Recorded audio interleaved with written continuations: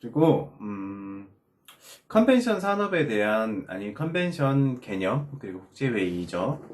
개념과 마이스 산업에 어느 정도 구분이 있어야 될 것 같아요. 여러분들 국제회의랑 컨벤션이랑 마이스랑 좀 헷갈리시지 않으세요? 컨벤션 산업이 뭐 마이스 산업이라고 하는 경우도 있고 마이스 산업이 국제회의라고 하는 경우도 있고 확실히 확연하게 다른 건 뭐냐면요. 국제회의랑 마이스 산업은 다릅니다. 다르다기보다 마이스 산업의 하위 개념으로 국제회의가 들어가 있는 거예요, 여러분. 그렇죠? 하지만 마이스 산업이라고 사실은 정해진 거는 싱가포르에서 마이스 산업이라고 최초로 부르기 시작했어요. 그 마이스 산업은 뭐냐면 미팅, 아시는 분 다 아실 거예요. 인센티브, 그 다음에 컨벤션, 그 다음에 엑스비션. 앞에 있는 소문자를 따서 마이스 산업이라고 하는데요. 이게 싱가포르 마리나 베이 샌즈가 짓게 되면서 이 마이스 산업을 활성화시키기 위해 여러 가지 전 세계에 흩어져 있는 국가마다 있는 강점에 있던 이런 국제 어떤 행사들을 묶다 보니까 이렇게 된 거예요. 그런 용어를 최초로 학자들에 의해서 하게 됐고 그렇게 하다 보니까 마이스 산업 부르다가 그래도 우리 아시아의 동아시아 쪽에서는 마이스 산업 싱가포르이 마이스 산업의 선두주자긴 하거든요. 굉장히 인프라도 좋고 관광 부분도 잘 되어 있고 회의 시설도 좋고 뭐 집약 시설도 다 좋고 그렇게 되면서 마이스 산업이라 불리게 된 거예요. 하지만 미국에서는요, 뭐 컨벤션 산업이라고 해요. 마이스 산업 전체를 그냥 컨벤션 산업이라고 하는데 그 이유는 뭐냐면 작은 나라에서는 MICE별로 다 분리해서 할 수가 있어요. 하지만 큰 나라 같은 경우에는 흔히 말하는 미국이나 유럽 같은 경우에는 굳이 유럽에서는 전시 부분이죠. 독일 특히 엑시비션이라고 산업을 하는 거예요. 전시 산업. 전시를 할 때 안에 관련한 국제 회의들도 그냥 같이 해요. 같이 하고 뭐 그렇기 때문에 사실 전시 산업들이 더 되어 있는 거고 뭐 미국에는 컨벤션 하는 거는 제품 시연회까지 다 포함된 형태예요. 각기 나라마다 쓰는 건 다르고 하지만 유럽 일대에서 이제 컨벤션 산업이라고 열리는 게 있어요. 뭐 컨벤션 산업이 열리는 건 뭐냐면 유럽이 주어진 당면 과제들 흔히 말하는 국제적인 문제들이 점점 많아지게 되면서 여러분들 뭐 유럽 연합체 알죠? 공동연합체 EU가 있는데 그쪽에서 회의를 한두 개씩 만들다 보니까 이게 국제회의 형태가 돼버린 거예요. 이제 그렇게 되면서 국제회의 형태가 좀 가속화되게 됐고 그렇게 되면서 그쪽에서도 컨벤션 산업이라는 말을 쓰게 된 거예요. 아직 전 세계에서 유럽이나 미국에서 마이스 산업이라고 잘 하진 않지만 그래도 마이스 산업은 우리나라에서는 계속 마이스 산업 융성을 위해서 마이스 산업 하고 있습니다. 그래서 뭐 이런 개념의 범주를 여러분들 잘 따라가는 게 필요할 것 같아요. 그래서 본 시간에서는 국제회의 기획도 있지만 좀 광범위하게 컨벤션 기획이라고 할게요. 국제회의 기획은 어느 정도 많은 부분에 의해서 축소되어 있습니다.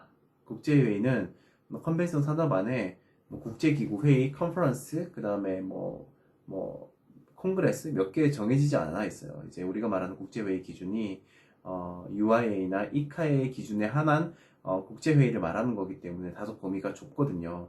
하지만 이 컨벤션 산업 자체를 이해하기 위해서는 좀 범위를 확장할 필요는 있어요, 여러분. 왜냐하면 요즘 추세가 회의만을 딱 열진 않고 회의와 동시에 어떤 제품 시연이라든지 아니면 세미나라든지 아니면 여러 가지 클리닉 같은 것도 같이 진행을 하거든요. 그렇기 때문에 여러분들 컨벤션 산업에서 국제회의 자체를 기획만으로는 하는 곳은 요즘 많이 없습니다. 그런 건 굉장히 소규모고 아니면 국제기구에서 하는 그런 행사들만 있고 그렇기 때문에 여러분들 컨벤션 산업에 대한 기획을 좀 배우시는 게 필요해요. 그러니까 좀 흔히 말하면 마이스 산업 상위 우리나라에서만 그 다음에 컨벤션 산업 MIC 중에 C에 해당하는 거죠. 그 밑에 컨벤션 밑에 뭐 이렇게 국제회의도 있을 것이고 클리닉도 있을 것이고 뭐 여러 가지 나눠지게 국내 회의도 있을 것이고 나눠지게 됩니다, 여러분들. 그렇기 때문에 본 시간에서는 국제회의 기획이라는 과목명이 있지만 컨벤션 기획 실무가 더 여러분들의 어떤 업그레이드 되는 데 많은 도움이 될 것 같습니다. 그래서 간단하게 이론을 좀 설명을 하고 여러분들 참고할 만한 영상 팬데믹 이 코로나 이후에 있던 어떤 팬데믹 현상에 대해서 할 수 있는 것도 참고 자료로 볼 테니까 여러분들 보실 분들은 좀 참고하시길 바랍니다. 먼저 여러분들이 아셔야 될 거는 컨벤션의 어떤 정의 그리고 유형이나 파급 효과를 알 필요가 있을 것 같고요. 여러분들 제 수업을 들었던 사람들이니까 다 압니다. 하지만 한번 복습한다는 생각으로 타 과에 이제 제가 리스트를 보니까 타 과에 있으신 분도 계시더라고요. 그렇기 때문에 다른 분들도 같이 함께 간다는 생각으로 여러분들 한 번 더 복습하시기 바랍니다. 모르시는 분들은 잘 들으시기 바라고. 그리고 둘째, 컨벤션 산업의 개체 현황에 대해서 네, 알 필요가 있고, 그리고 마지막으로 컨벤션 산업의 구성 요소와 구조에 대해서 여러분들 이해할 게 필요합니다. 그리고 여러분들 교재 살 필요 없어요. 교재 살 필요 없고, 제가 이미 다 올려놨어요. 올려놨고, 여러분들 그걸 좀 바탕으로 여러분들 이거 보시면 됩니다. 자료를. 첫 번째 자료예요. 1번 자료. 여러분들이 알고 있던 컨벤션의 정의에서는 회의는 알고 있죠.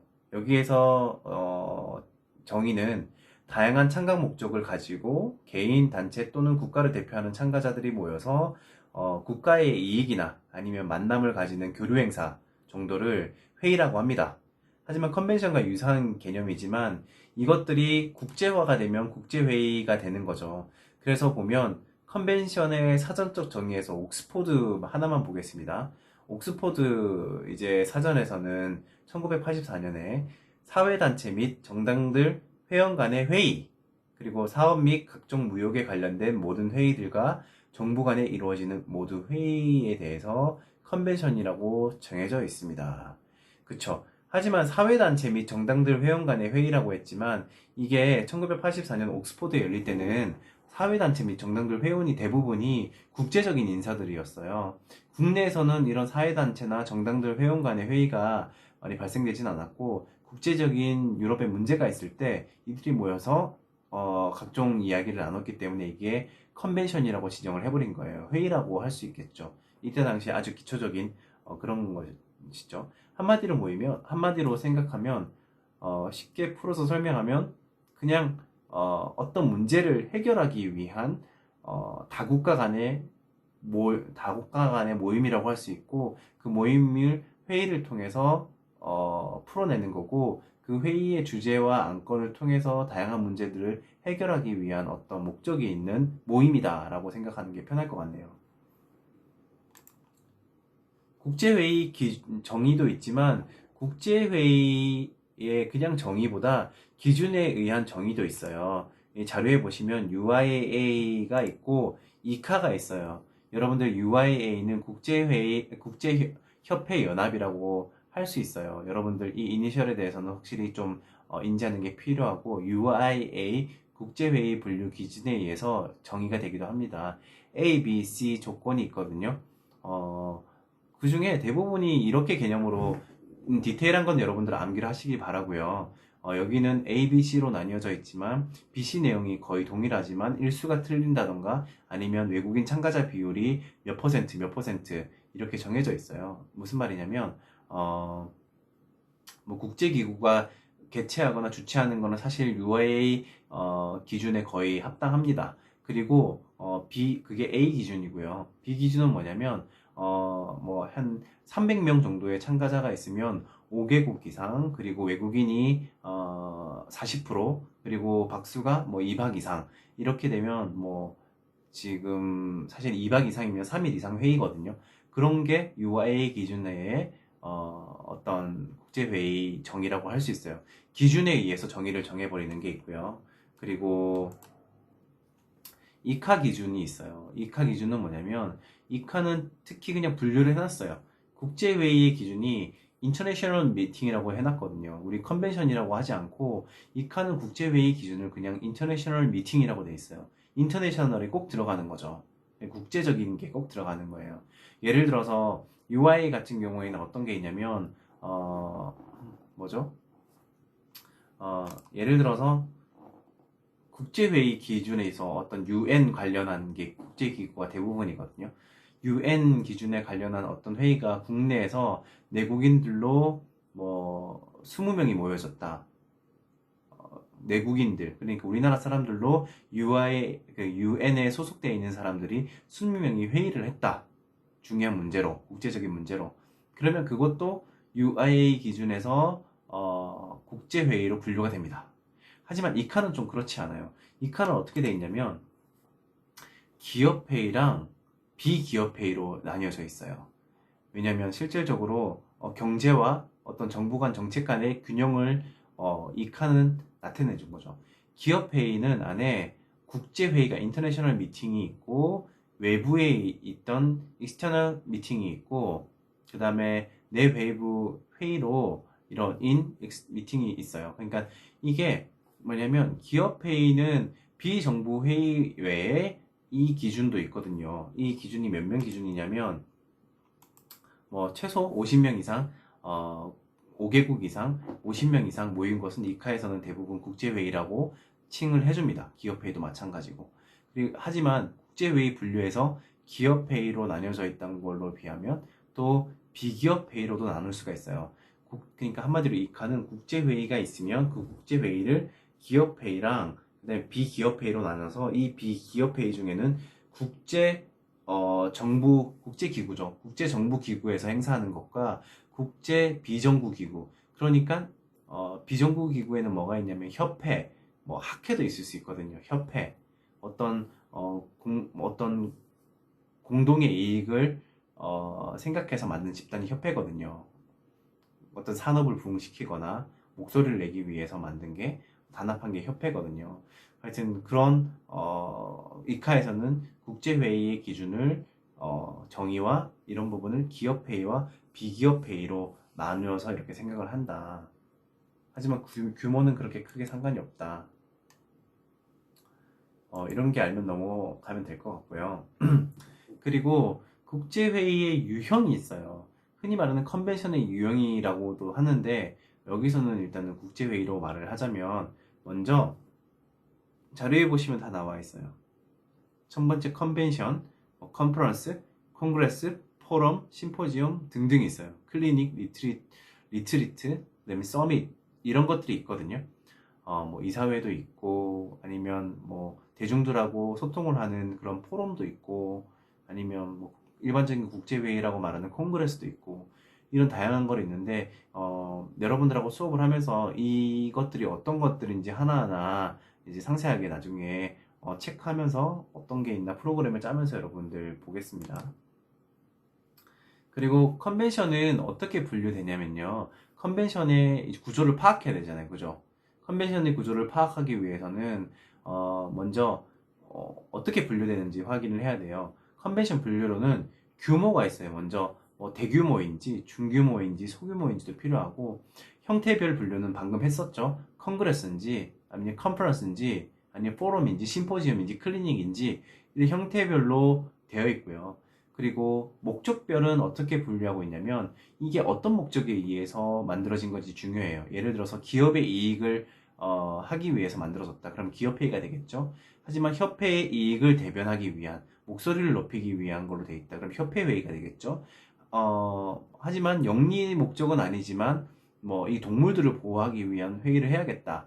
그러면 비영리 단체 회의가 될 수 있을 것이고 그리고 어떤 정부 간의 문제를 해결해서 어떤 협약이나 체결이나 아니면 뭐 그런 뭐 흔히 말하는 시책 발효를 해야 된다. 아니면 국책 발효를 해야 된다라는 어떤 안건을 위한 발효는 이런 정부 주관 회의가 있겠죠. 목적별로 이렇게 다른 부분이 있고 그리고 진행상에 어떻게 분류되는 것도 필요해요. 그 뭐 개폐식도 있을 거고 개회식, 폐회식 문을 열면 받는 게 있듯이 행사도 여는 행사가 있고 마지막 마무리되는 행사가 있어요. 그런 게 있을 것이고 모두가 모이는 총회가 있을 것이고 마지막으로 실무자만 모여서 하게 되는 그런 어떤 실무자 회의가 있다. 이런 컨벤션은 규모별, 형태별, 목적별, 진행상 이런 부분으로 나뉘어질 수 있다. 또 반면에 주최기관에 의해서 분류되는 부분도 있어요. 이 표를 한번 참고하게 되면 19페이지입니다. 표를 한번 참고하게 되면 회의 분류 나와 있죠. 그쵸? 이거는 아까 전에 앞에서도 한번 했었고, 주체자로 나뉘어지게 돼요. 주체자를 한번 보게 되면, 주체자가 정부인지, 아니면 학회인지, 협회인지, 아니면 기업인지에 따라서 좀 나뉘어지게 돼요. 그렇게 나눠지는 것에 따라서 참가자도 당연히 달라지겠죠. 정부회의 같은 경우는 정부 인사, 그리고 이런 주제에 대해서는 국제적인 문제, 사회적인 문제를 다루게 되고요. 기업 같은 경우에는 대부분이 기업 내부 인사나 직원들 또는 회사 경영에 대한 어떤 문제에 대해서 이익에 대변하는 어떤 문제에 대해서 논의하게 되겠죠. 그렇기 때문에 주최자에 의해서 다양한 참가자나 주제도 달라지게 된다. 여러분들 참고하시길 바랍니다. 자, 아까 전에 간략하게 마이스 산업에 대한 것도 말을 했는데요. 컨벤션에서 마이스 산업이 22페이지를 참고하면 미팅, 인센티브, 컨벤션, 익스비션 중간에 이벤트도 요즘에 익스비션하고 이벤트도 같이 묶어서 설명하는 경향이 있기 때문에 이 마이스 산업은 4개의 어떤 개념들이 합쳐져서 나온 개념이다. 마이스 산업이라고도 컨벤션 산업이라고 하는데요. 이 컨벤션 산업의 파급 효과는 많은 파급 효과가 있을 수 있어요. 먼저 경제적 효과죠. 직접적인 이거는 직접 효과라고 해요. 이 참가자들이 비행기 표를 내면서 뭐 값을 지불하고 관광을 하고 여기서 밥을 먹고 뭐 공공교통을 이용하고 이런 것들에 대한 직접적인 어떤 지출이 있을 수 있겠죠. 그런 것들에 대해서 바로 직접 지출에 의한 경제적 효과가 있을 것이고요. 또 뭐냐면 뭐 장기적으로 단기적으로 일단 많은 사람들이 오면 이거를 쳐낼 수 있는 사람들이 있어야 되잖아요. 인력 문제 그런 것들에서 고용 창출이 될 수도 있고 또 이런 것들을 통해서 많이 돈을 쓰고 가거나 우리들이 많은 돈을 지출하면 어떤 세수가 증대되는 거 흔히 말하는 세금이 많을 이제 우리가 세이브 되거나 아니면은 뭐 모일 수 있다 이런 거 그리고 이런 걸 통해서 어떤 기술 교류회나 국제적인 행사를 하게 되면 여기에 대한 다양한 기술들을 우리가 습득할 수 있는 거 그리고 국제 수지가 개선한 무역을 통해서 국제 수지가 개선되는 이런 부분 경제적 효과가 있고요. 관광적 효과는 여러분들 뭐 말을 안 해도 사실 알 수 있을 거라 생각합니다. 오피니언 리더들이 부산에서 아니면 서울에서 아니면 제주도에서 감동을 받고 나면 다음에 가족들을 또 데려오거든요. 그렇게 하기 때문에 뭐 충성도나 매력도가 상승하게 되는 이런 효과도 있고요. 그리고 개체 효과에서 사회 문화적 효과는 사실은 지방이 우리 부산이나 아니면 광주나 대구나 아니면 충청, 인천 지역이 국제화가 되기는 쉽진 않아요. 국제항이 있지만 실질적으로 관광객들이 들어온다고 해도 국제화가 되기는 좀 어려운 부분이 있어요. 왜냐면 관광만으로 하기엔 동남아 여행 관광지 보면 여러분들이 생각하는 국제화 도시인가요? 그건 아니에요. 왜냐면 국제 관광지는 국제 관광지만의 어떤 느낌이 있어요. 뭐 관광을 할 때 국제적인 규모, 국제적인 여러 가지 뭐 서비스라는 게 있지만 국제 도시랑은 조금 다른 이미지예요. 뭐냐면 지방의 국제화는 이 외국인들이 회의를 왔을 때나 어떤 모임이나 뭘 왔을 때 비즈니스 도시로서의 어떤 국제적인 성격을 띠는 걸 말하거든요. 특히 홍콩 같은 경우에는 국제 도시라고 할 수 있어요. 왜냐면 그 금융 도시 내에 중국인들이나 이런 일하는 사람들이나 기타 있는 외국인들이 전부 다 영어를 다 쓸 수가 있어요. 그리고 거기에 영어 표지판이라든지 아니면은 그 나라 영어로 된 여러 가지 안내 책자 이런 것들이 다 국제 도시로서의 면모를 가지고 있거든요. 그렇기 때문에 서울은 그렇게 변화하고 있지만 우리 지역은 그렇게 변하기는 어렵기 때문에 컨벤션을 통해서 그런 국제 도시화를 만들려는 강성이 굉장히 커요. 이런 부분. 그리고 도시 환경이나 지역 이미지가 제고되는 게 있죠. 그리고 우리 센텀시티 같은 경우에는 아무래도 마이스 산업 복합 단지로 지정이 되어 있습니다. 마이스 산업으로 특화가 됐다는 말이죠. 해운대 센텀은. 하여튼 그런 부분도 여러분들 참고를 하시길 바라고. 그리고 부정적 효과도 있어요. 부정적 효과는 뭐냐면 지역민들이 조금 불편해요. 외국인들이 계속 와서 차 교통 밀리고 또 음식점에 외국인들이 다 들어가 있고 여러 가지 하게 되면 지역민들이 솔직히 좀 불편한 것도 있죠. 그리고 이런 행사를 계속 열리다 보면 도시 오염이나 환경 문제도 대두되게 됩니다. 왜냐하면 여기서 쓰이게 되는 일회용품들 그리고 종이들, 뭐 여러 가지 것들이 한 번에 대량으로 많이 소비가 되거든요. 그렇기 때문에 환경 문제를 조금 야기할 수 있다. 이런 부분에 대한 이런 것도 여러분들 좀 참고를 하시면 좋을 것 같아요. 다음은 컨벤션 33페이지 컨벤션 산업의 구성 요소입니다, 여러분. 컨벤션 산업의 구성 요소는 보게 되면 제일 중심에 원의 반경 중심에 컨벤션이 되어 있죠. 그리고 컨벤션으로 바로 직접적인 효과를 1차적으로 받는 연관된 산업이 있어요. 제일 먼저 컨벤션 기획과 PCO가 있겠죠. 그 다음에 참가자가 있고 그 다음에 개최자가 있어요. 직접적으로 다 참가를 받고요. 그리고 서비스 제공자라고 말하면 뭐냐면 이 서비스를 직접적으로 제공할 수 있는 뭐 컨벤션 센터에 있는 그 서비스 제공자가 있을 수 있고요. 그리고 컨벤션 전담 기구 뭐냐면 뭐 컨벤션 뷰로라고 나중에 또 다루게 될 텐데 컨벤션 앤 비지터스 뷰로라고 해서 국제회의 사무 기구예요. 기구라고도 하고 사무소라고도 하고 하여튼 CVB가 있어요. 컨벤션 뷰로.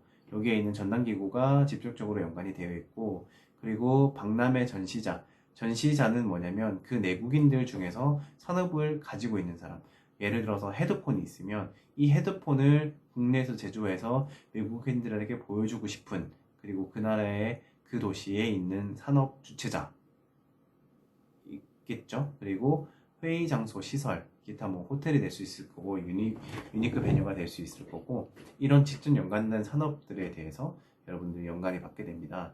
간접적으로 연관된 산업이 그 테두리 바깥으로 나와 있는데요. 오락산업이나 교통산업이나 여행사나 숙박산업 그리고 뭐 교통 중에 특히 항공, KTX 이런 것들이 있겠죠. 식음료 산업도 마찬가지고 뭐 이런 것들이 다소 간접적으로 영향을 받을 수 있다. 그래서 참고로 하면 좋은 게 이제 한국은행에서 발행하는 산업연관 분석표가 있어요, 여러분. 여러분들이 심도 있게 나중에 공부를 한번 해보면 산업연관표에 우리 컨벤션 산업, 국제회의 산업, 마이스 산업이 어떤 것까지 영향을 미치는 거에 대해서 한 26개 정도의 산업이 나와 있습니다, 여러분. 그 26개 산업이 어떤 건지도 나중에 한번 심도 있게 공부하려면 파보는 것이 좋아요. 산업연관표에 한국은행이 발행합니다. 그런 것들을 통해서 어떤 게 직접 효과, 간접 효과를 받는지 참고를 하시면 좋을 것 같고요. 그래서 대략적으로 뒤에 34페이지에 컨벤션 산업의 구조에 대해서 나와 있는데 이런 부분에서는 여러분 참고를 하고 넘어가시면 좋을 것 같습니다. 자, 다음은 38페이지에 컨벤션 기획가의 정의가 되어 있어요. 미팅 플래너라고 하는데요. 이게 컨벤션 기획가 PCO라고도 합니다. 이 PCO는 회의 유치부터 뭐 개최가 됐을 때 기획, 운영, 실행, 평가에 따른 모든 일을 다 하는 게 사실 PCO의 개념이긴 하거든요. 하지만 우리나라 PCO에서는 사실 유치는 컨벤션 뷰로나 지자체가 거의 다 하고 있고요. 개최만 현재 PCO가 거의 다 개최를 하고 있습니다. 그렇기 때문에 우리나라에서는 조금 역할 부분이나 이런 부분에 있어서 다소 소극적이죠. 가장 문제가 되는 게 이제 앞으로는 유치 단계에서부터 PCO가 개입되어야 된다는 이런 그런 이제 흐름이 있기 때문에 그런 걸 여러분들이 유치까지도 할 수 있어야 됩니다. 유치 기획서까지 적을 수 있어야 됩니다. 그렇기 때문에 컨벤션 기획과는 유치부터 개최까지 이르는 기전까지에 있는 어떤 기획을 하는 그런 일을 한다. 그런 부분에 대해서 여러분들 참고를 하면 좋을 것 같고요. 그리고 컨벤션 기획계의 유형이 있어요. 유형. 어떤 게 있냐면 어떤 기획가는 개최 시설, 흔히 컨벤션 센터 안에 PCO가 독립적으로 있는 한두 명 정도 담당자가 있는 경우도 있고요. 호텔 안에서도 지배인들 중에 컨벤션 담당 지배인들이 따로 있어요. 회의 기획자도 따로 있다는 말이죠. 또는 회의 기획자가 또 항공이나 아니면 기타 유니크 베뉴에 소속돼서 그것만 전문적으로 유치를 하는 쪽도 있어요. 플러스 뭐냐면 요즘에는 그 여러분들이 흔히 알고 있는 뉴스킨이나 아메이라든지 이런 네트워크 사업을 하는 분들 조직 있죠. 여러분들 이분들에 대해서 다단계다 이렇게 생각을 할 수 있겠지만 정식적인 어떤 사업 모델을 가지고 있는 네트워크 사업입니다. 거기에서 한 달에 행사를 한 4번 정도 하거든요. 그리고 1년에 한 10,000명 되는 행사를 자주 개최를 해요. 그렇기 때문에 외주를 주는 것보다 내부에서 하기 위해서 PCO들을 고용해서 뭐 보통은 이런 회의를 진행하게 됩니다.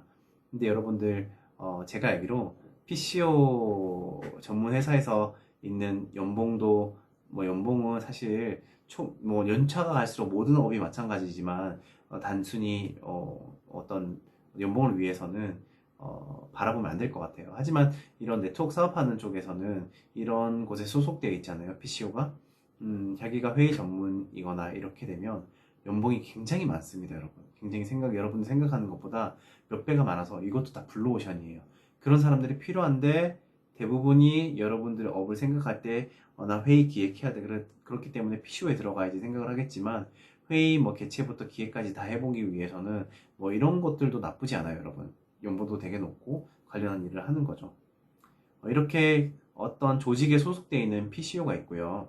또 회의 기획자가 개최 조직에 소속되지 않고 독립적인 경우가 PCO 회사라고 해요. PCO 컴퍼니라고 하는데 이런 회의 기획자가 이러한 토탈적인 서비스를 위탁을 받는 거죠. 흔히 말하는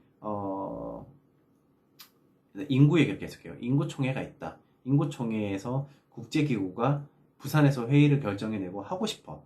근데 자기들이 할 수 없으니까 중간에 PCO한테 이 일을 맡기는 거예요. 너의 개최에 필요한 것도 다 해줘. 그러면 이걸 맡아서 뭐 회의장도 섭외를 하고 또 호텔도 예약을 하고 교통도 뭐 관광버스도 대절하고 그다음에 밥 먹는 것도 만들고 이런 것들을 다 중간에서 해주는 거죠. 거기다 회의가 끝나고 나면 고맙다고 레터도 보내고 어땠었냐고 평가도 해달라 그러고 예산 집행도 나중에 하고 이런 것들 모두를 총체적으로 다 해주게 됩니다. 그렇기 때문에 회의 기획자, 흔히 말하는 컨벤션 기획하는 사람들은 컨벤션 뷰로에도 있고 그리고 호텔에도 있고 그 다음에 뭐 교통 항공사 그 다음에 개최 시설, 컨벤션 센터 모두 다 있을 수 있다. 정방위적으로 다 있을 수 있다. 그렇게 된 곳은 소속된 PCO들이고 그 외에 PCO 컴퍼니 전문 위탁사에서 따로 떼내서 독립적이고 운영하는 곳도 있어요. 그런 PCO들이 모여있는 집단이 있거든요. 그런 곳이 있다는 거를 참고하길 바랍니다, 여러분. 대략 이렇게 첫 시간에는 컨벤션 산업에 대한 뭐 부분 그리고 마이스 산업하고 국제회의 틀린 거 국제회의 부분이 조금 개념이 다른 부분 그리고 기획을 하는 국제회의 기획은 어떤 PCO만의 전유물은 아니라 전체적인 산업 전체적으로 컨벤션 산업, 마이스 산업 전체적으로 이런 기획이 모두 이루어지게 돼 있고 PCO 회사만이 아닌 다른 업체들도 PCO가 있을 수 있다. 그렇기 때문에 여러분들이 이 능력을 활용하고 이 기획을 했을 때 활용할 수 있는 분야는 무궁무진하다. 라는 걸 여러분들이 좀 참고를 하기 바랍니다. 첫 시간이라서 다소 어떤 좀 전방위적으로 그리고 좀 미시적 거시적으로 다 다루려고 해봤는데요. 역시나 중요한 거는 여러분들이 아까 전에 말했던 몇 가지 부분이 필요한 것 같아요. 유치 기획서, 개최 기획서 이렇게 두 분류로 나뉘어져 있다는 걸 기억을 하시고 또 이런 것들을 잘 적기 위해서는 모든 현황들이 여러분들이 어떻게 지식적으로 싹싹 들어와야 된다. 그리고 그런 현황들을 최근 업데이트본을 제가 계속 자료로 공유를 할게요. 부산의 현황이라든지 우리나라의 현황이라든지 이런 부분을 공유를 하고 그런 파실리티나 여러 가지 부분에 대해서도 여러분들 부산의 가능성을 봐야 되고 그리고 여러분들이 독특한 아이디어가 필요하다. 그리고 그 아이디어를 꺼내놓는 전반에는 사람의 진정성이나 따뜻한 부분이 있어야 된다. 그걸 통해서 여러분들이 테크닉을 익혀가는 거를 이 시간에 하는 거예요, 여러분. 아시겠죠? 여튼 첫 시간인데 여러분들 수업을 잘 들어주고 있다고 생각을 하겠습니다. 해줘서 고맙고 다음 시간에는 또 자료를 올려놓은 제 2장 가지고 수업을 좀 하겠습니다. 중간중간에 다른 필요한 자료들이나 이야기들을 또 업로드 해 놓을 테니까 그런 것들을 쪽지를 계속 확인을 하세요, 여러분. 쪽지로 확인을 하시고 거기에 따라서 수업을 좀 따라오면 되겠습니다. 여러분들 오늘 고생 많았습니다. 감사합니다.